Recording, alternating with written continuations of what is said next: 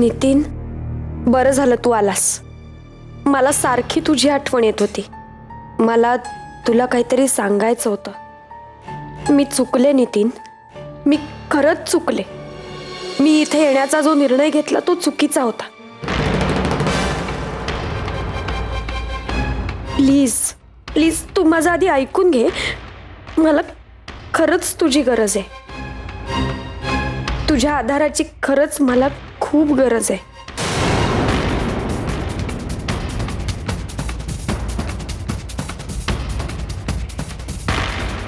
तू please मला मला सोडून जाऊ नकोस.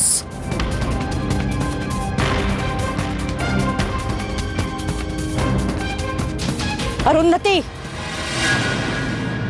काय चाललंय काय तुमच्या दोघांचं? हे काय रे नितीन, तुला सुद्धा जराही लाज वाटली नाही हे सगळं करताना? काही अक्कल वगैरे आहे की नाही? अरे अरुंधती, तुझ्या बॉसची बायको आहे, निदान याचा तरी विचार करायचास. तुला तरी काय बोलणार म्हणा. आमचंच नाणं खोट आहे म्हटल्यावर तुला बोलण्यात तरी काय अर्थ आहे? का ग, आता का गप्प बसलीस? बोल ना. काय झालं आई?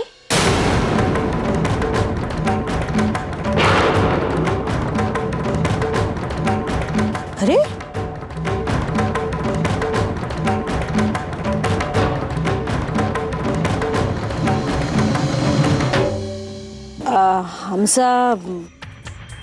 आमचा जरा गैरसमज झाला.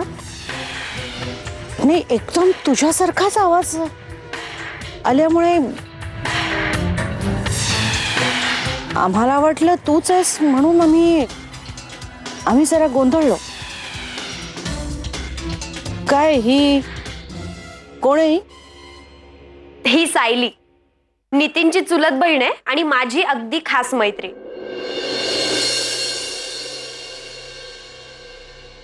सगळ्यांच्या आवाजाची हुबेहूब नक्कल करते, म्हणून तुम्ही फसला असाल. पण दाद द्यायला हवी सायली तुझी. तू आईंना फसवलंस. हा,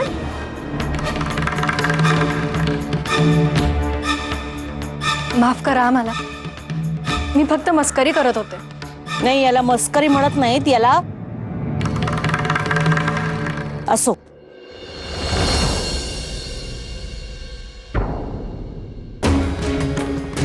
गावाकडनं बरीच मंडळी यायला लागली आहेत तुझ्या.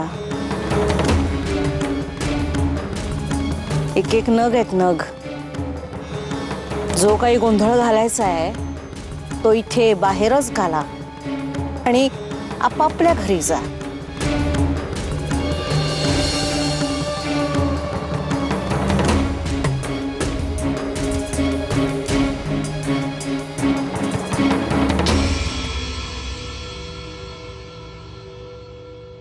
माझ्या सासूबाई. हो, आवाजावरूनच कळलं ते.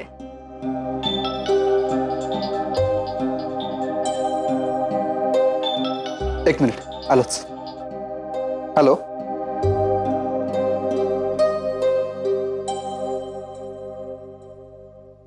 माझ्या सासूबाई बिझनेस वुमन आहेत. थोड्या कडक आहेत, पण ठीक आहे. खरं सांगू अरू, तुझा हा संसार, तुझी सासू, हे सगळं बघून ना मलाही लग्न करावं असं वाटतंय. किती गंमत असते ना ही सगळी. खरंच. पण सायली, तू का केलं नाहीस ग लग्न? सायली, काय ग? वयाच्या 8व्या वर्षी साईबाबा गेले. दूरचे नातेवाईक म्हणून नितीनच्या वडिलांनी आसरा दिला. तुला माझा भाऊ आठवतो, संजू? तो आणि मी दोघंच एकमेकांना. मग मावशी नागपुरात घेऊन गेली. काकांची जिथे जिथे बदली झाली तिथे तिथे गेलो आम्ही. मग नंतर तेही सुटलो, कारण त्यांना कळलं की संजूच्या हृदयाला छिद्र आहे. मग काय, नोकरी करत करतच शिकले. संजूच्या ऑपरेशनसाठी पैसे गोळा करता करता स्वतःच्या लग्नासाठी पैसे गोळा करायचेच राहून गेले.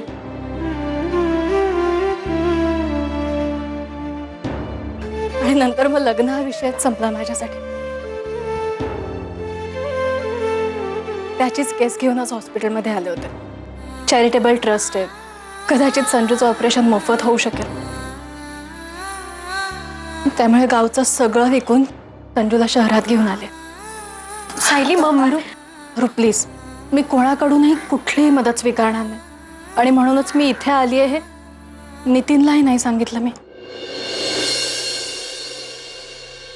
अरू, रडतेस कशाला? रडायचं नसतं असं तूच सांगायचीस ना लहानपणी.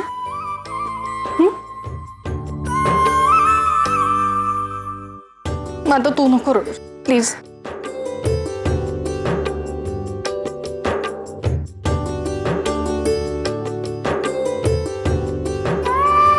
तुमची गळाभेट झाली असेल तर आपण निघूया सायली, फार उशीर झाला. अरू, निघायला हवं मला. संजू घरी एकटा असेल ना? भेटू बरं.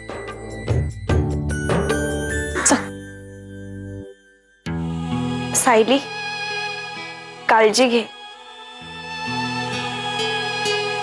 आणि नितीन, तूही येत जा मधून मधून. येतो. बाय. बाय. बाय.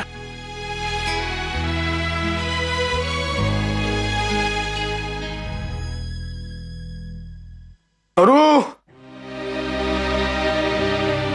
ऑफिस मध्ये आज एवढ्या मीटिंग्स होत्या ना, आणि त्या फाईल्स काय ते घरी राहिलेल्या, म्हणून मी परत आलो इथे घरी, परत त्या फाईल्स घेऊन गेलो. त्या मीटिंग मुळे जाम थकलोय राव. कधी एकदा बिछाण्यात पडतो असं झालेलं आहे मला.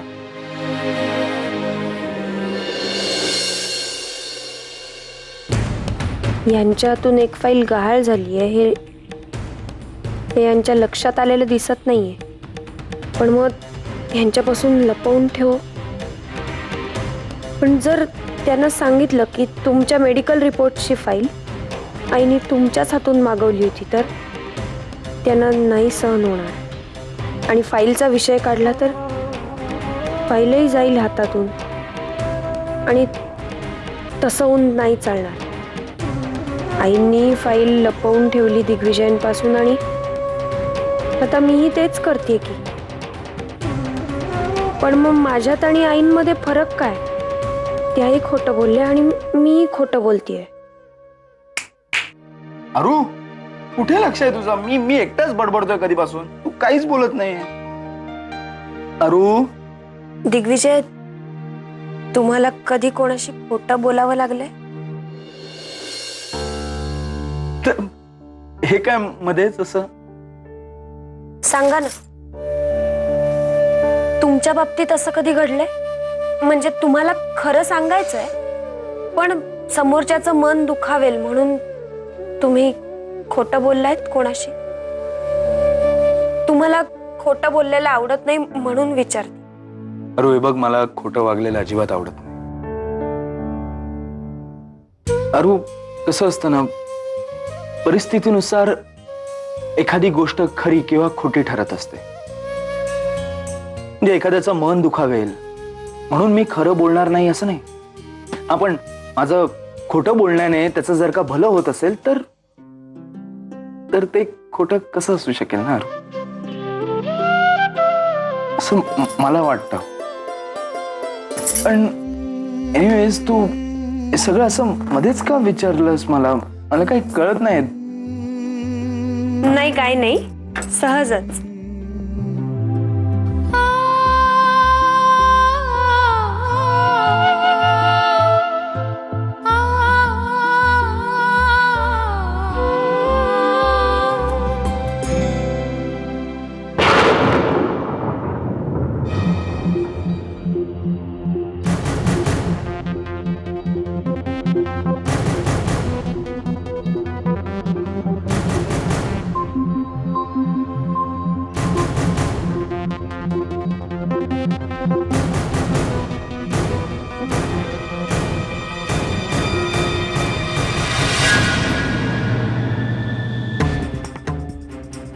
मी तुमचं काय करू मिसेस सरंजामे? लोकांचा वेळ वाया घालवण्याचं काम तुम्हाला छान जमतं. जी मिळाली ती फाईल आणून ठेवली माझ्या समोर आणि म्हणालात सांगा काय झालंय ते.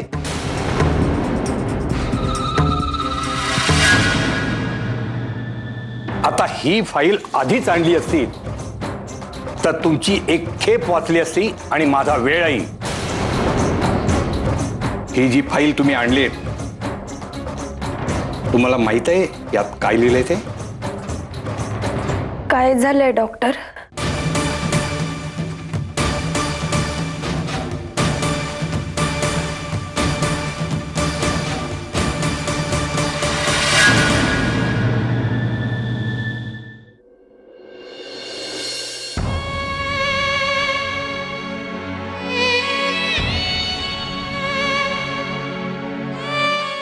अगं आता कशाला रडते सरू?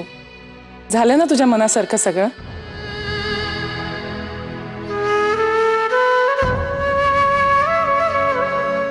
आतापर्यंत जी काय धडपड करत होतीस त्याचं फळ मिळालं ना तुला? अगं दिग्विजयला दिसू शकतं याच्यावर माझा विश्वासच बसत नाहीये. खरंच वहिनी, आज आम्हा सगळ्यांना किती आनंद होतो याची कल्पना सुद्धा करू शकत नाहीस तू. Thank you so much. हे काँग्रेस दादा. आज आज हे सगळं अरू वहिनीमुळे शक्य झालंय.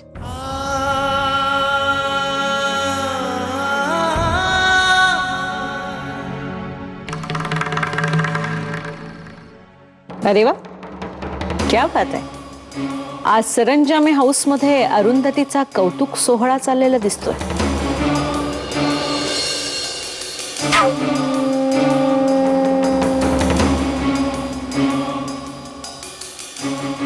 आम्हाला सुद्धा कळू देत आम्हाला या अरुंधतीनं काय केलंय का एवढं.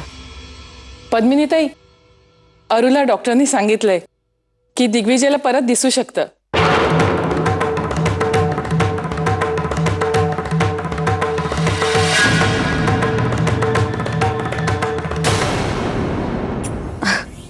खरंच खरंच दिग्विजयला दिसू शकतं. आम्हाला तर इतका आनंद झालाय ना. आम्ही कसं सांगू दिग्विजय तुला. अरे आता आम्हाला तू पाहू शकतोस. आमचा विश्वासच बसत नाहीये. खरंच दिग्विजयला दिसू शकतं. देवाकडे आणखीन काय मागणार आम्ही. न मागताच सगळी इच्छा पूर्ण केली त्यांनी.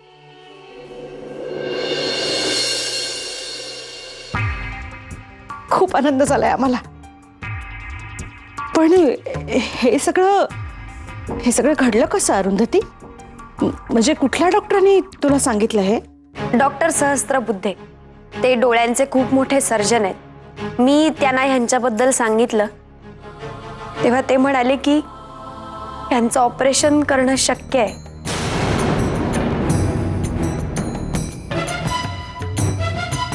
दिग्विजयना पुन्हा दिसू शकतं.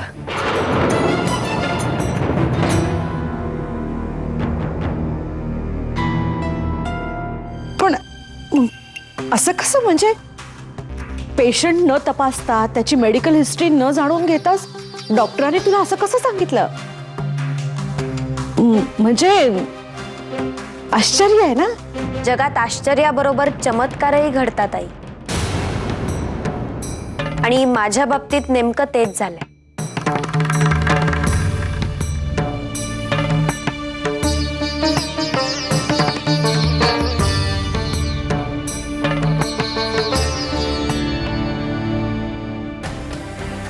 असेल. आम्हाला खरंच खूप आनंद झालाय.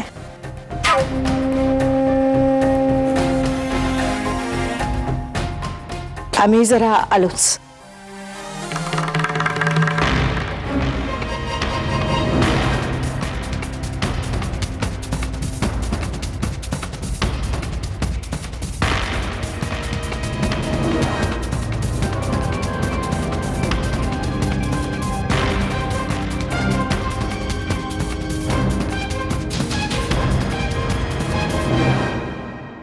हीच फाईल शोधताय का तुम्ही?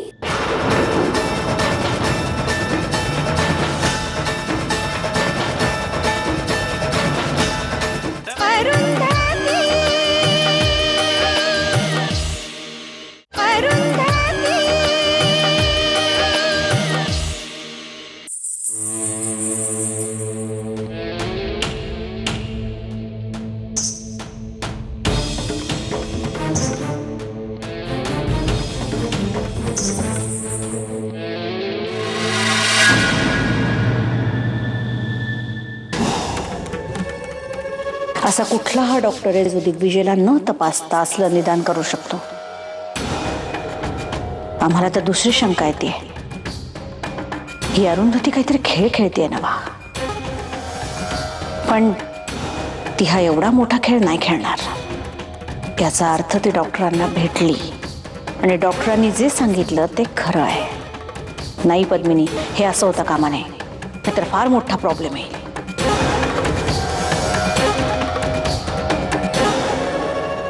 मी काही मदत करू का आई?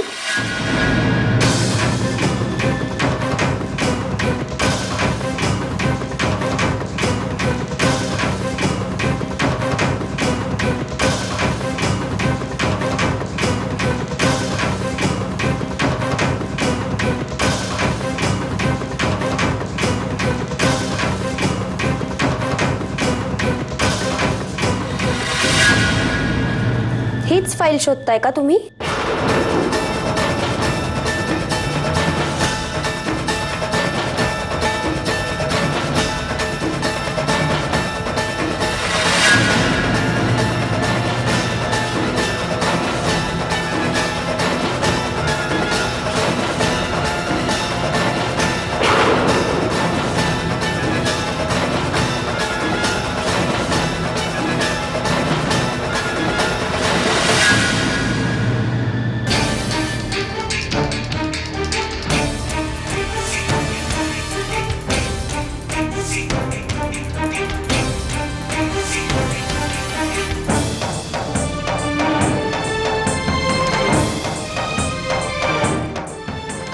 ही फाईल मी दिग्विजयला ऑफिसमध्ये आणायला सांगितली होती, मग ही हिच्याकडे कशी?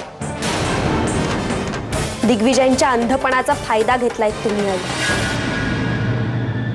कोणालाही कळू नये म्हणून ही फाईल दिग्विजयांच्या हातून ऑफिसमध्ये पोचवायला सांगितलीत.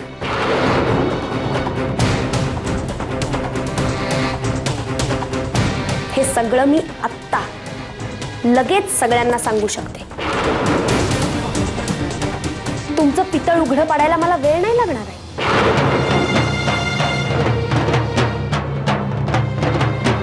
दिग्विजयांसाठी आणि त्यांच्या ऑपरेशनसाठी आत्ता मी गप्प बसली.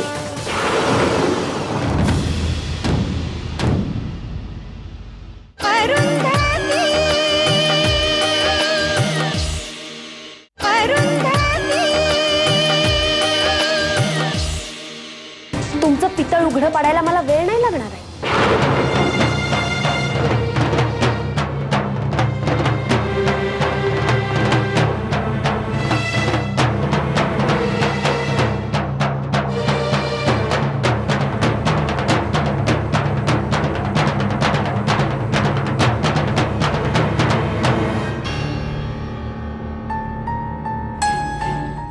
पण मला तसं काहीही करायचं नाहीये, कारण दिग्विजयांच्या मनात तुमच्याबद्दल किती आदर किती प्रेम आहे हे मला माहिती आहे. आणि त्याला जर का तडा गेला तर दिग्विजय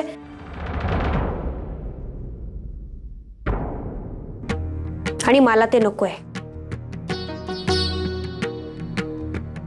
तुमचं हे रूप दिग्विजयांना आवडणारही नाही आणि पाहणार तर बिलकुल नाही.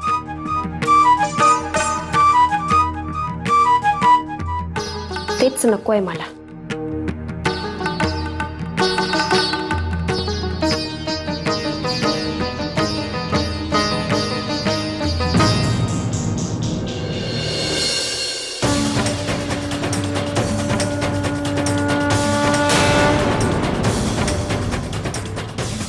आत्ता ह्या क्षणी तरी दिग्विजयांचं ऑपरेशन जास्त महत्वाचं आहे.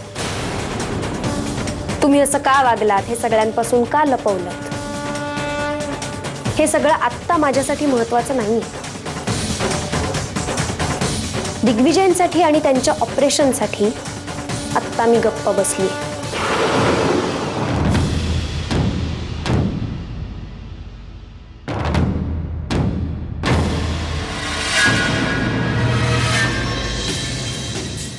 या फाईलचा आता मला काही उपयोग नाही,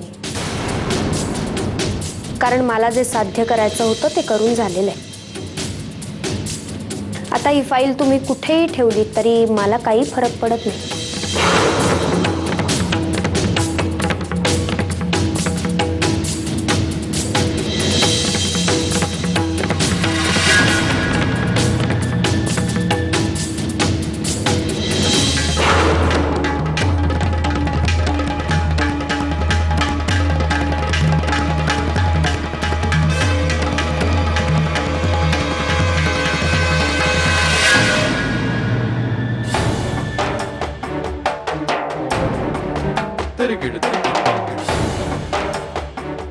याचा फायदा होणार आहे का नुकसान,